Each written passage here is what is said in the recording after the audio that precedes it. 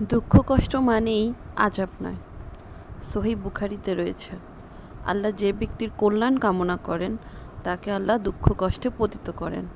আর তাছাড়া আমার জন্য তো একজন উত্তম পরিকল্পনাকারী রয়েছেনই, এটাই তো আমার জন্য যথেষ্ট। আর আমাদের নবী তো বলেছেনই, যার দুঃখ বেশি তার উপর আল্লাহর রহমতও বেশি। সুবহানাল্লাহ। বলা হয় যে নিশ্চয়ই কষ্টের সাথে রয়েছে স্বস্তি। তাই আপনি দুঃখে কষ্টে আছেন এইটা ভেবে একেবারেই ভেঙে পড়া যাবে না, কারণ দুঃখ কষ্ট এগুলো আল্লাহর থেকে আসে।